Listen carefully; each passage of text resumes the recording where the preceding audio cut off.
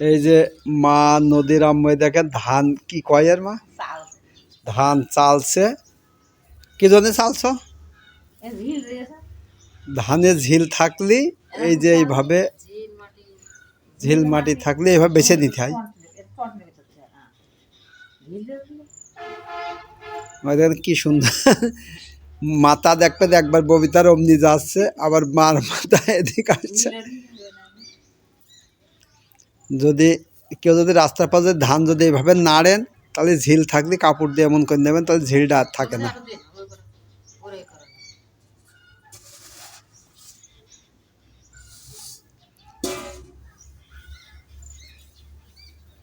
এর সাথে কিন্তু কাপড়ই খালি ধানই উঠে আসছে তাই না ওই দেখেন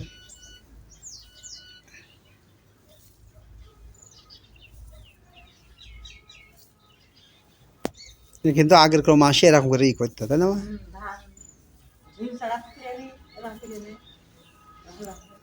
ধানের হুলি কিন্তু ধানটা বাইতে থাকছে কিন্তু ময়লার তো আর হুল থাকে না ধানের হুলি এইটা বাইতে থাকছে কাপড়ই সে নিয়ে চলে আসছে এদিকে কিন্তু ময়লার তো আর হুল থাকে না যদি ময়লাটা নিচেই কিন্তু থেকে যাচ্ছে ফুল গ্রামটাই এই দেখেন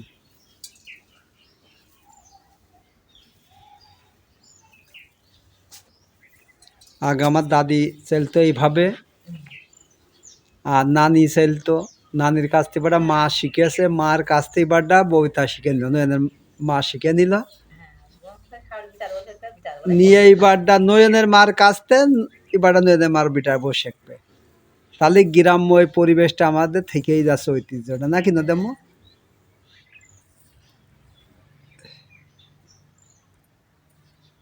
এটা কিন্তু যাত্রার বুদ্ধিতে কিন্তু এটা কিন্তু হয় না আরে কুলোই থেকে আমার বাঁচতে গেলে কত সময় লাগবে সেদিনকে একবারই মিলাদে খাতে গেছি কিন্তু এত পরিমাণে ঝিলের জ্বালায় কিন্তু অনেকেই ভাত খাতে পারিনি এই খাটনিটা করলে কিন্তু এই খাটনিটা থাকলে করলে কিন্তু তাহলে আর ঝিলটা ভাতে থাকতো না কিন্তু আমরা যে মিলাদ পড়ে ভাতটা খাতে কিন্তু আসলে কষ্ট হয়েছে অনেকে ভাতটা থুয়ে নষ্টও করেছে থুয়ে উঠে চলে আসছে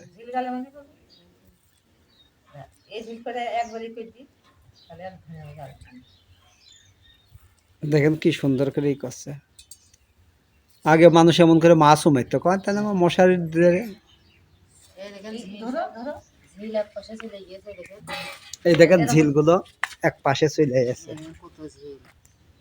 পাথর রাস্তায় দিয়া তো ওইভাবেই ধরতে হবে বুঝেছো ওইভাবেই নিতে হবে ময়লাটা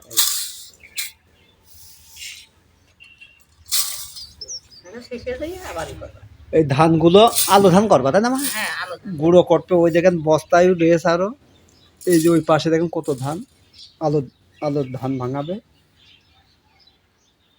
ভাঙিয়ে নিয়ে গুঁড়ো করতে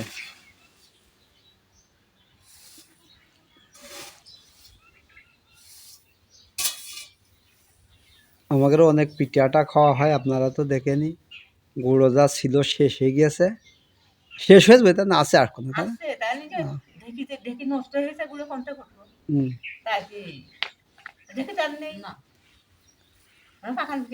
লাগে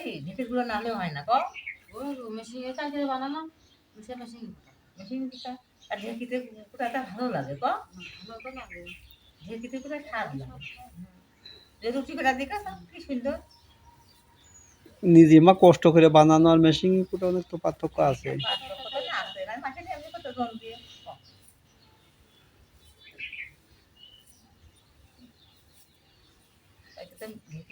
কিন্তু কে কে এমন করে ধান চাইলেছেন অবশ্যই কমেন্টে জানাবেন আর আমাদের ভিডিওটা দেখতে কেমন লাগছে তাও কমেন্টে জানাবেন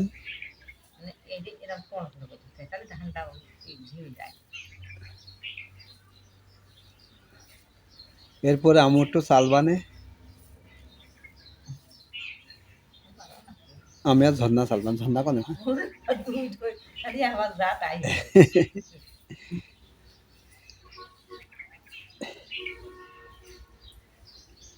ঝর্ণা ঝর্ণা করি এই যে ঝর্ণা কিন্তু আমার বোনের নাম নদী ঝর্ণা নয়ন বাহ নামটা খুব সুন্দর আছে কিন্তু মিলিয়ে থোয়া। আবার আমার মার নাম ফরিদা শিল্পু আছে, আবার নদীর মার নাম তো নায়িকা ববিতা, আবার আমার আব্বার নাম কিন্তু ইলিয়াস কাঞ্চন। সব নায়কেরই গোষ্ঠী ইলিয়াস, কিন্তু নাম একটু জোড়া দিলে ইলিয়াস কাঞ্চন হয়ে যায়। তা আমাদের গোষ্ঠী শিল্পী পরিবার আছে, তাহলে নদীর নামের সাথে নাম মিল আছে, নায়িকা আছে আমাদের ভিতরে, তাহলে তার বাদ কিছুই নেই।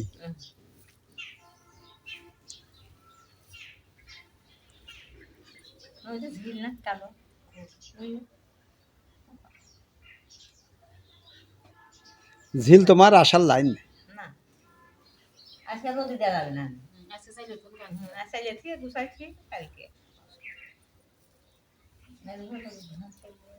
ও ভাই, এই জায়গাটা ছোট তো, রোদে দিলে তো রোদ লাগে এই জায়গাটা সবসময়। ছাদে দিলে তো ভালোই হয়। ছাদে কবুতর তা তো আসেই। তাহলে একটা কাজ করেন, এক রোদি হয়ে যায় না? না তো ওই গাছ ছাদে দিদি সিঁড়ি ছিল, এই গাছ ছাদে, এই যে পাপন করে।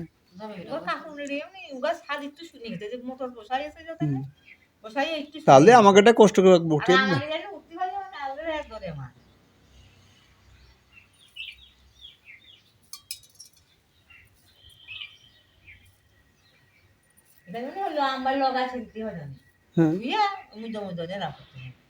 পাখি চুকি বসলি চলে যাবে না।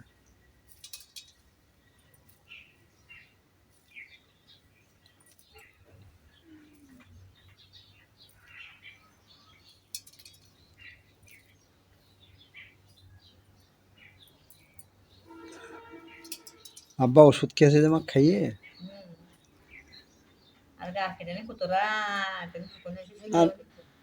আর মা রাত্রিবেলা যে ঘুমায় না, এই যে ঘুম হয় না, এই যে ঠান্ডা, তারপরে মা আজকে যে ঠান্ডা পড়েছে আগের মতো ঠান্ডা,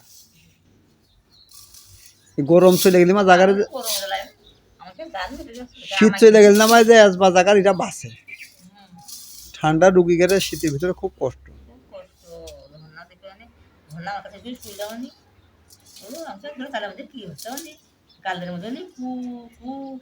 তাদের ঘর কত কষ্ট হয়।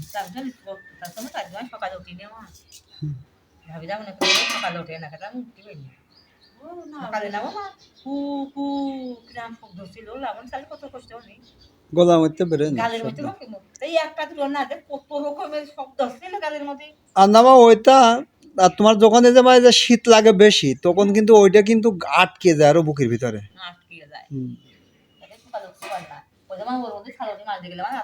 আরো ঠান্ডা লাগে।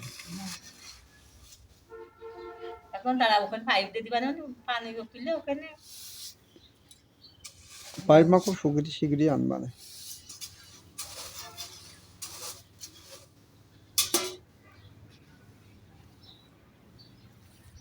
এদিকে এমন করে চালতে চালতে কিন্তু মেলায় চালা হয়ে গেল।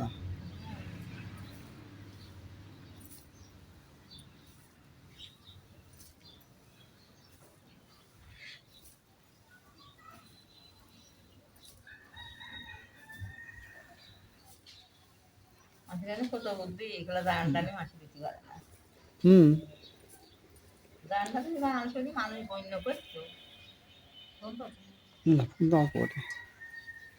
তোমার জানটা যদি দিতে পারতো কেউ, তাহলে তার যে কত টাকা ইনকাম হইতো। হ্যাঁ, বৈজ্ঞানিকরা জায়গার যে বাচ্চা হয় না, হ্যাঁ, বাচ্চা বিক্রি হচ্ছে না, মেশিনে তৈরি হচ্ছে তা তো জানি না। বাচ্চা মেশিনের ভিতরে তৈরি হচ্ছে। যে যে বাচ্চা নিবা, কি বাচ্চা নিবা, তুমি ছেলে নিবা না মেয়ে নিবা, কিরাম ওজনের তা নিবা, কিরাম ঘটনের তা নিবা। কোন দেশে? আমাদের দেশে? হ্যাঁ, বিদেশে? ওর মধ্যে কেনে, হ্যাঁ বিদেশে।